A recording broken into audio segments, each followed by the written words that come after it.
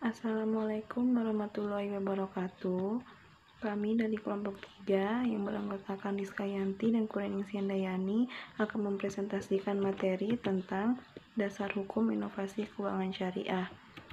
Di sini kita akan membahas yang pertama sumber-sumber hukum dalam Islam, yang kedua model pengembangan ekonomi dan inovasi keuangan Islam, yang ketiga pengujian model ekonomi dan keuangan Islam. Sumber-sumber hukum dalam Islam. Ada beberapa sumber hukum dalam Islam untuk menetapkan dasar penyelesaian persoalan. Sumber-sumber hukum yang dimaksud adalah Al-Quran dan As-Sunnah sebagai sumber rabbani serta ijma' dan qiyas sebagai sumber yang telah disahkan.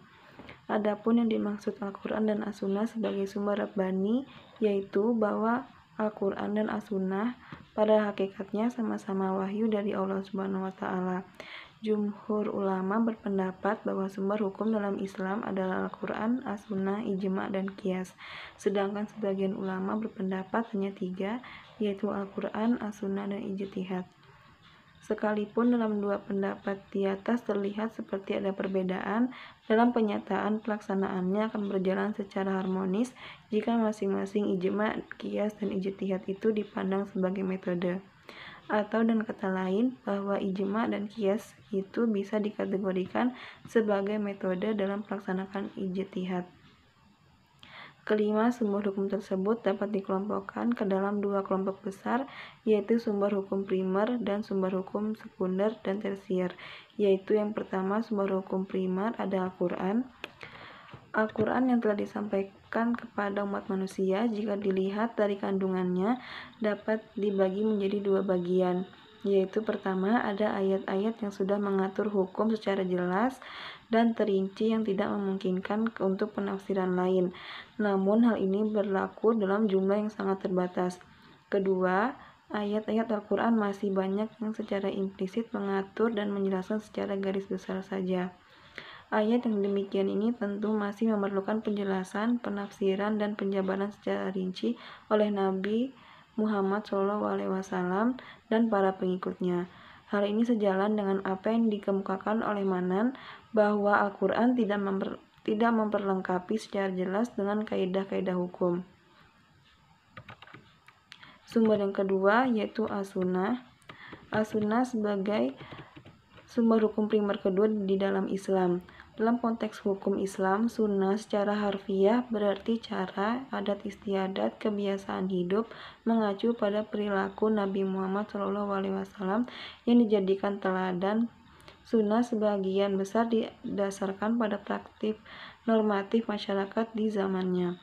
Beberapa ahli hukum yang pendapatnya dikutip oleh Manan mengatakan bahwa baik sunnah maupun hadis yang sezaman dan sama hakikatnya itulah yang dijadikan kaidah. Namun, suatu sunnah harus dibedakan dari hadis, di mana hadis merupakan cerita singkat dan pokoknya berisi tentang informasi mengenai apa yang dikatakan, diperbuat, disetujui, dan yang tidak disetujui oleh Nabi SAW. Oleh karena itu, hadis lebih bersifat teoritik, sedangkan sunnah merupakan pemberitaan sesungguhnya dari suatu fenomena praktik yang dilengkapi dengan norma perilaku. Adat kebiasaan hidup mengacu pada perilaku Nabi Muhammad SAW yang dijadikan teladan. Sunnah sebagian besar didasarkan pada praktik normatif masyarakat di zamannya. Beberapa ahli hukum yang pendapatnya dikutip oleh Manan mengatakan bahwa baik sunnah maupun hadis yang sezaman dan sama hakikatnya itulah yang dijadikan kaidah.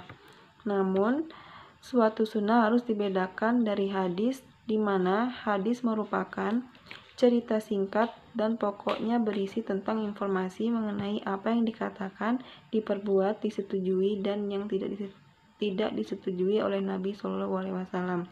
Oleh karena itu, hadis lebih bersifat teoritik, sedangkan sunnah merupakan pemberitaan sesungguhnya dari suatu fenomena praktik yang dilengkapi dengan norma perilaku. Sumber hukum yang kedua yaitu sumber sekunder dan sumber tersier. Sumber sekunder yang pertama yaitu ada ijma'. Ijma' adalah sumber ketiga hukum dalam Islam. Ijma' merupakan hasil konsensus baik dari masyarakat maupun dari para cendekiawan agama. Pengertian ijma' menurut istilah ahli usul fikih adalah kesepakatan para imam mujtahid di antara umat Islam pada suatu masa setelah Rasulullah wafat terhadap hukum syara tentang suatu masalah. Pembenaran terhadap ijma' sebagai hukum dapat ditemukan dalam Al-Quran maupun dalam hadis. Di dalam Al-Quran dinyatakan, dan demikian pula kami telah menjadikanmu umat yang adil, sementara di dalam hadis dinyatakan yang artinya, umatku tidak akan bersepakat untuk menyetujui kesalahan. Sumber sekunder yang kedua ada ijtihad dan qiyas.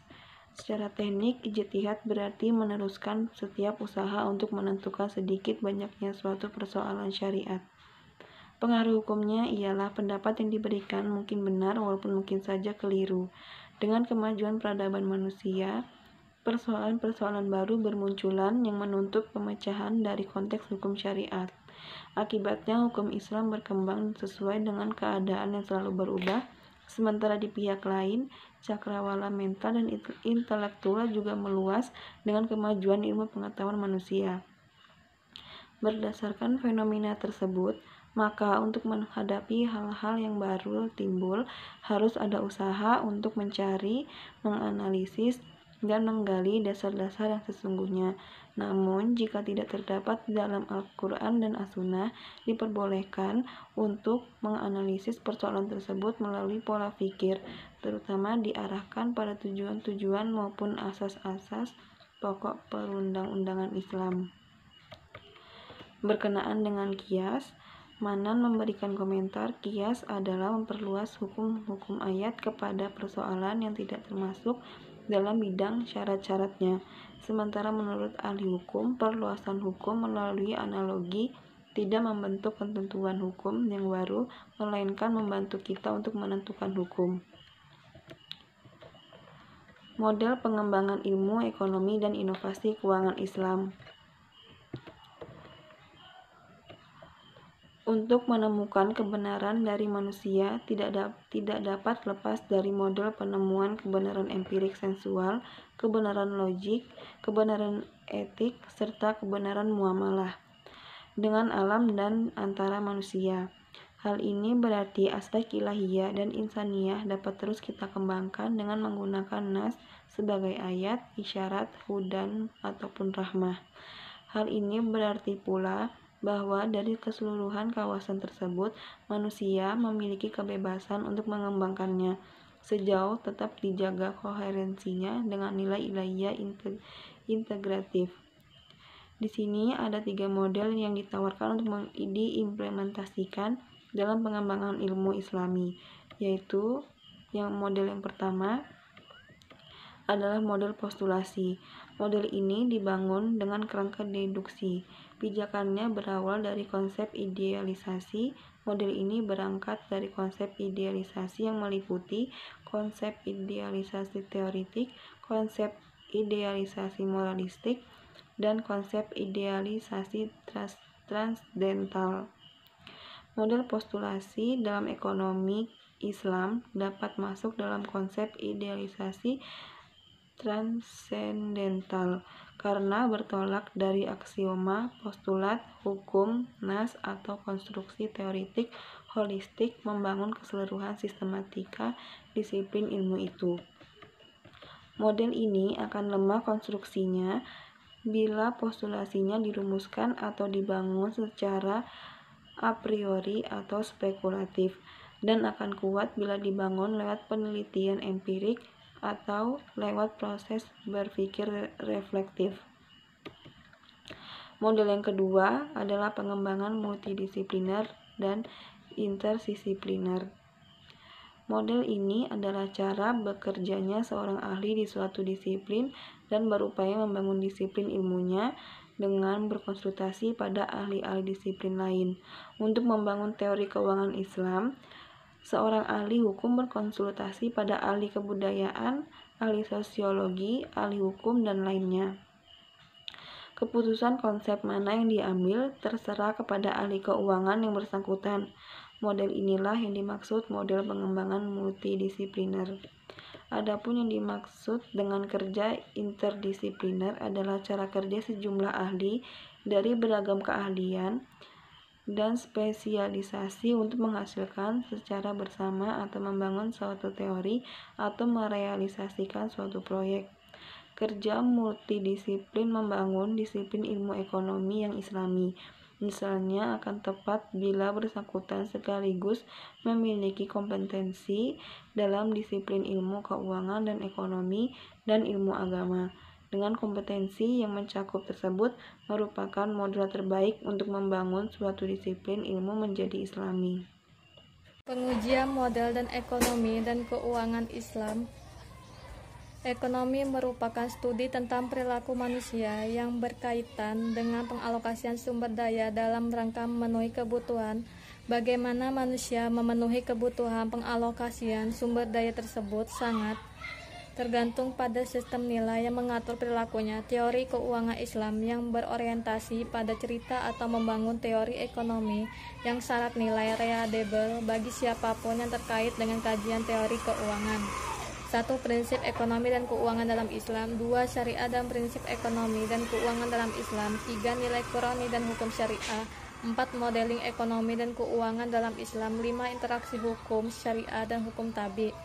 Kesimpulan, ada beberapa sumber hukum dalam Islam untuk menetapkan dasar penyelesaian persoalan. Sumber-sumber hukum yang dimaksud adalah Al-Quran dan As-Sunnah sebagai sumber rabbani, serta ijma' dan qiyas sebagai sumber yang telah disahkan. Adapun yang dimaksud dengan Al-Quran dan As-Sunnah sebagai sumber rabbani, yaitu bahwa Al-Quran dan As-Sunnah pada hakikatnya sama-sama wahyu dari Allah. Ada 3 model ilmu ekonomi yang ditawarkan untuk diimplementasikan, yaitu model postulasi, model pengembangan multidisipliner dan interdisipliner, model pengembangan reflektif, konseptual, tentatif, dan problematik. Sekian presentasi dari kami, kurang dan lebihnya kami mohon maaf. Wassalamualaikum warahmatullahi wabarakatuh.